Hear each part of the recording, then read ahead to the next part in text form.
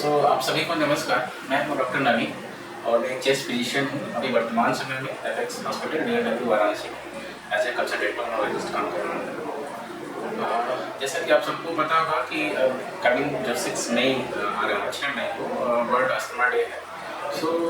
हमने सोचा कि कुछ इस अस्थमा डे पे अस्थमा के बारे में कुछ जागरूक करें कि क्या होता है, ये कैसे होता है, कैसे इसका ट्रीटमेंट किया जाता है, कितना इसका ट्रीटमेंट लेना चाहिए और ये कितना आगे कॉम्प्लिकेट हो सकता है। इसके बारे में कुछ संक्षिप्त वीडियो हम आपसे शेयर कर रहे हैं, इसके बारे में जानकारी शेयर कर रहे हैं। सबसे पहले हम समझे अस्थमा होता है क्या है। अस्थमा हमारा एक मेडिकल की भाषा में बोले तो इसको एक हेट्रोजीनियस डिजीज है। मतलब इसके कारण कई होते हैं, जेनेटिक से लेकर इन्वायरमेंटल तक के कारण काज हो सकते हैं।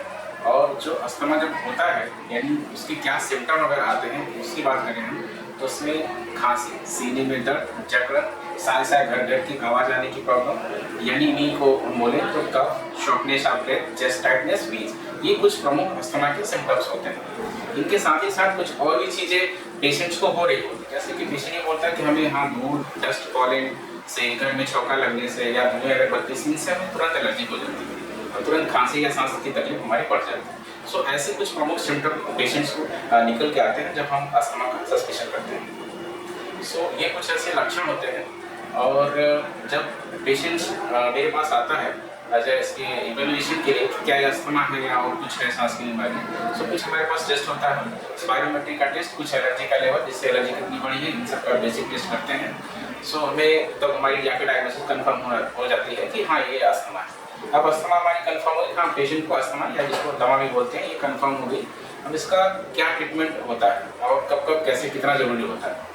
अस्थमा को बता दें आपको, जैसे कि ये हमारा लंग्स है और ये अस्थमा बेसिकली एयरवे डिजीज होती है। ये लॉन्गर एयरवे है, जैसे अंदर जाते हैं तो सांस फेफड़े की जो अंदर की तरफ छोटी छोटी नलियाँ होती हैं इधर की तरफ, वहाँ उनको बोलते हैं एयरवे हाइपर रिस्पॉन्सिव हो जाता है। ये एयरवे हाइपर रिस्पॉन्सिव मतलब बहुत उत्तेजना की स्थिति पैदा होती है। इसकी वजह से सांस की नलियाँ सिकुड़न होती हैं, वो कॉन्स्ट्रिक्ट होती हैं, ब्रोंकोस्पाज्म जिनको बोलते हैं। इसकी वजह से एक एयरफ्लो लिमिटेशन यानी सांस की नलियों में सूजन होने की वजह से इनका लीवन कंप्रोमाइज हो जाता है, जिसकी वजह से पेशेंट को यही सिम्टम्स आते हैं, जैसे कि कफ हो गया, चेस्ट टाइटनेस, वीज, शॉर्टनेस आते हैं। अब ये प्रॉब्लम हो रही है तो इसका ट्रीटमेंट कैसे किया जाए। आपको हम बता दें कि इसका ट्रीटमेंट जो मेन होता है वो इनहेलर ही होता है। इनहेलर मेडिसिन जो दवाइयाँ दी जाती है, देखा होगा आपने पंप या कैप्सूल के फॉर्म में दवा खींचते हैं सुबह शाम या दिन में एक बार भी दवाइयाँ दी जाती है।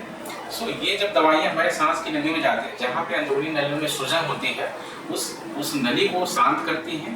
यानी उसमें दो कंपोनेंट बेसिकली होते हैं, एक कंट्रोलर, एक रिलीवर। कंट्रोलर मतलब जो डिजीज बीमारी हुई है उसको कंट्रोल करें, रिलीवर जो आपको सिम्टम आ रहे हैं उसको भी आराम दें। मेन ट्रीटमेंट इनका यही होता है कि अस्थमा का रेगुलर इनहेलर लें। और ऐसा नहीं, कुछ लोगों में भ्रांतियाँ होती है कि एक बार इनहेलर स्टार्ट हो गया तो आजीवन लेना पड़ेगा। काफ़ी हद तक एक बार ठीक है कि लंबा ट्रीटमेंट चलता है, बट ऐसा नहीं कि जरूरी नहीं जिनका स्टार्ट हुआ वो हमेशा लेते रहें।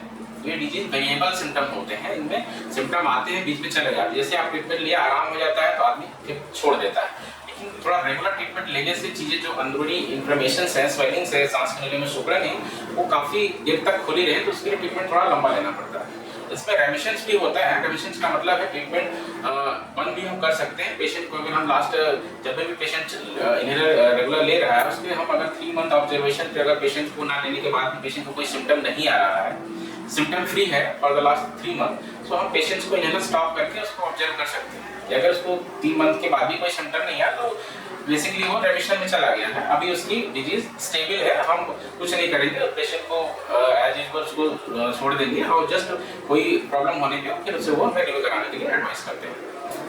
बेसिक ट्रीटमेंट इनहेलर ही होता है। और इसमें अगर किसी पेशेंट को कोई कोमॉर्बिडिटी है लाइक डायबिटीज, हाइपरटेंशन, कोई सीएडी, कोई हार्ट की प्रॉब्लम है, थायराइड है या एनी क्रॉनिक इलनेस है, कोई कैंसर के पेशेंट्स हैं या कोई किसी वजह से लंबी कोई क्रॉनिक इलनेस और पेशेंट मेडिसिन चल रही है, जो भी कोमॉर्बिडिटी है अस्थमा के अलावा, उन पेशेंट की बात करें हमें तो उनको रेगुलर ट्रीटमेंट लेना बहुत ही जरूरी है। एट द सेम टाइम जो उनकी डिजीज है प्राइमरी इस अस्थमा के अलावा उनको भी कंट्रोल में रखना बहुत जरूरी है, क्योंकि ये सब चीज़ें ट्रिगर करती हैं और एक एग्जार्बेशन के लिए रिस्पॉन्सिबल होती है। अगर जो अदर कोमॉर्बिडिटी है उसका हम ट्रीटमेंट सही से नहीं करेंगे तो ये अस्थमा हमारा प्रेसिपिटेट हो सकता है, सिम्टम अचानक से बढ़ सकते हैं, हमें तुरंत हॉस्पिटलाइज होना पड़ सकता है और चीज़ें कॉम्प्लिकेट हो सकती है।